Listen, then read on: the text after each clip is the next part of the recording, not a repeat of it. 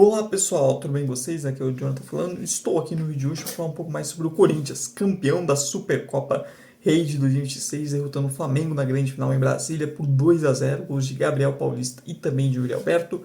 Falar um pouco também sobre o que foi esse jogo e sobre o que é esse elenco do Corinthians também no início de 2026 e tudo mais. Então, antes de tudo, peço para você deixe seu like no vídeo, né? Se inscreva no canal se não for inscrito e dê aquela força divulgando esse e demais vídeos para ajudar quem está começando.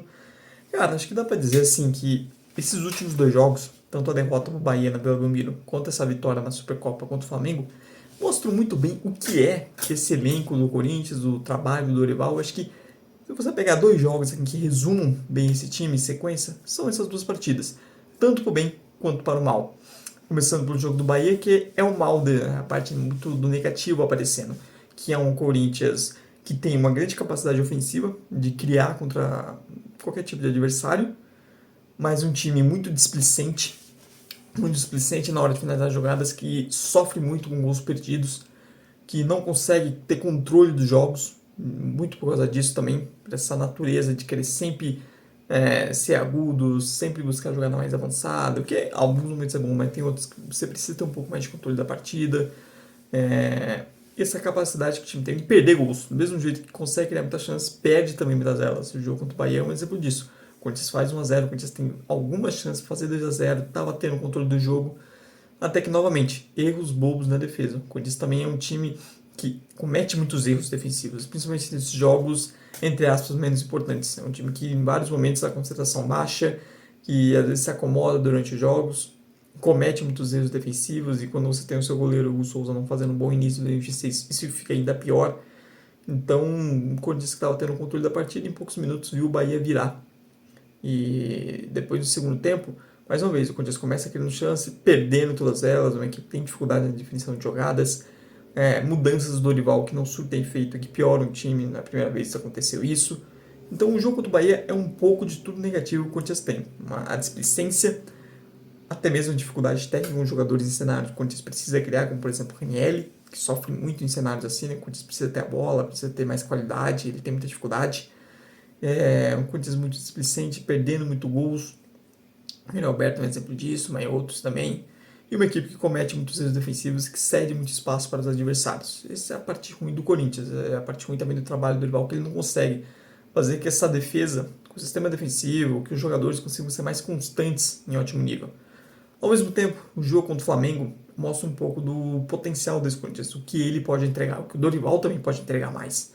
Porque, falando do Dorival, assim, o plano de jogo dele para enfrentar esse Flamengo foi muito bem e foi muito feliz na estratégia dele. Conseguiu condicionar bem, dificultou bastante a vida do Flamengo no primeiro tempo. O Flamengo não conseguiu ter um volume tão grande de chances como ele de dominar a posse e tudo mais, como a gente vê o Flamengo tem em outros jogos contra outros adversários. O Corinthians conseguiu neutralizar um pouco, dificultar bastante, preencher bastante o meio campo, isso tirar um pouco da paz do Flamengo, subir em vários momentos a marcação para atrapalhar, e mesmo com a bola encontrando espaços, né, não deixar que fosse um jogo de 70, 65% de posse de bola para o Flamengo, um domínio total. Até porque o Corinthians, quando ele precisa se defender dentro do próprio campo, ele sofre, até pela falta de mais qualidade, principalmente na defesa.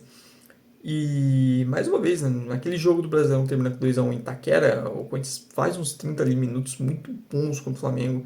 A ideia entrando muito bem. E hoje, mais uma vez, o Dorival ele tem esse mérito de que em alguns jogos grandes ele consegue montar o time de uma maneira que funciona muito bem, consegue neutralizar o adversário e fazer o time jogar bem. Foi assim nos mata-matas contra o Palmeiras, na Copa do Brasil, quando o Corinthians estava desacreditado, mas conseguiu ser melhor que o Palmeiras. Foi assim também nesse jogo de ida da final contra o Cruzeiro. No segundo tempo também em Itaquera contra o Cruzeiro, quando o Corinthians precisava ir atrás do placar e as mudanças faziam muito efeito. Foi assim no segundo jogo da final contra o Vasco. Então o Dorival mostra que em jogos específicos ele consegue montar esse time para não só neutralizar o adversário, mas também para conseguir jogar a bola e ser muito mais competitivo. Isso torna o Corinthians mais vivo nos jogos e capaz de até mesmo de enfrentar adversários que têm mais poder de investimento ou até melhores elencos. E além disso, a postura dos jogadores é outra. Existe um Corinthians em termos de postura, em termos de intensidade sem bola, de seriedade mesmo do jogo, contra esses jogos grandes, principalmente em competições de mata-mata, e existe um outro Corinthians em jogos onde ele acha que é mais fácil, em jogos de Campeonato Brasileiro. O Corinthians não consegue ser isso. É até que próprio Memphis reclamou na entrevista pós-título, né, cobrando mais essa constância. Isso já vem desde o ano passado, onde ele ainda ganha a Copa do Brasil e Paulista mesmo assim, mas é um elenco que parece cada vez mais talhado para competições de mata-mata. Isso passa também para o Dorival, que ter essa característica de ser um técnico que mata-mata tende muito melhor que pontos corridos. E com um elenco que claramente escolhe seus jogos, né? Alguns jogadores escolhem seus joguinhos para dar aquele gás a mais, isso faz diferença. E também tem aquilo, o Corinthians se sente melhor em jogos onde ele não tem obrigação de ter que construir, onde ele pode em vários momentos recuar um pouco, onde ele pode pressionar um pouco mais a saída. Isso passa para alguns jogadores, como o Gustavo Henrique, que cresce em jogos onde ele vem sendo mais exigido. Hoje ele fez uma partidaça no Lano Pedro, e é um zagueiro que vem em ótimo nível. O Ranielli é muito isso. Ranielli e Mateuzinho são dois jogadores em que jogos onde o Corinthians vai duelar mais, vai precisar mais de jogadores fisicamente que consigam ganhar mais duelos, eles se sentem muito mais confortáveis.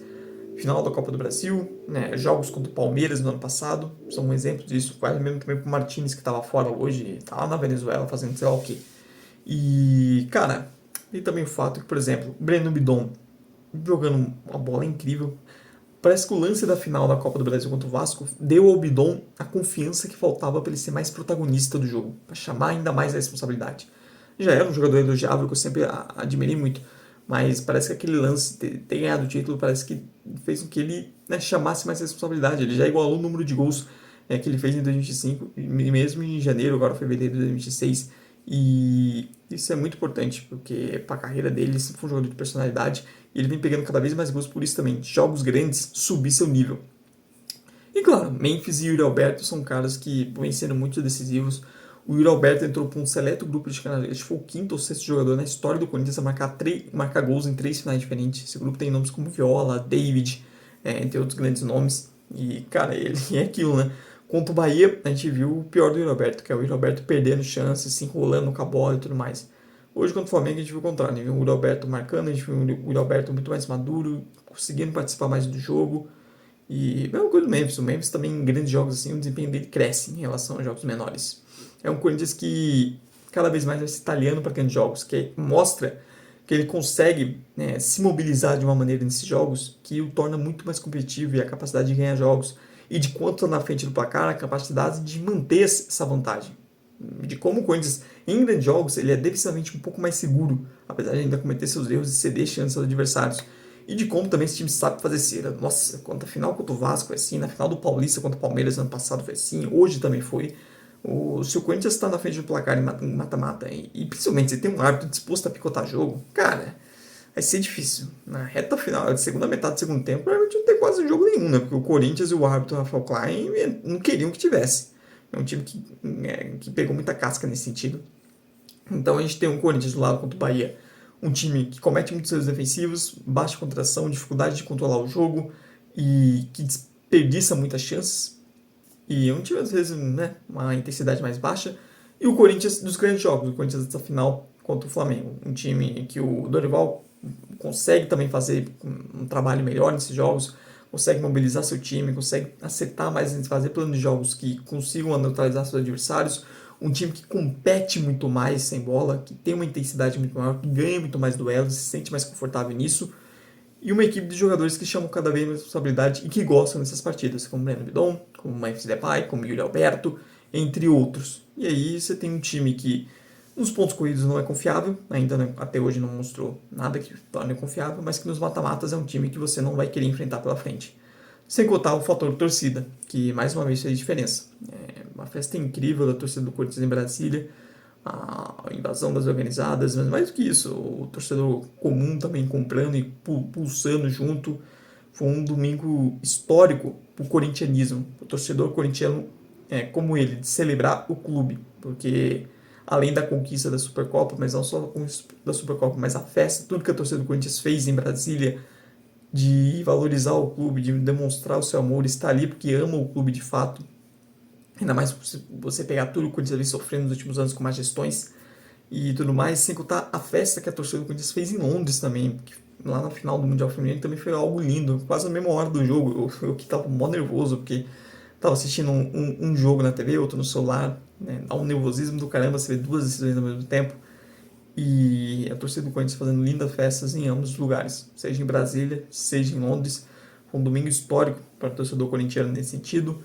O Corinthians saiu de anos atrás de um elenco de jogadores muito vitoriosos, mas que estavam de saco cheio do clube, que não tinham mais conexão nenhuma com a torcida e que em grandes jogos vinham deixando a desejar, para um elenco que não tinha a história daquele dentro do clube, mas com jogadores que gostam de jogos grandes e que, acima de tudo, gostam do Corinthians e gostam da torcida, que gostam desse contato e que buscam estar mais próximos.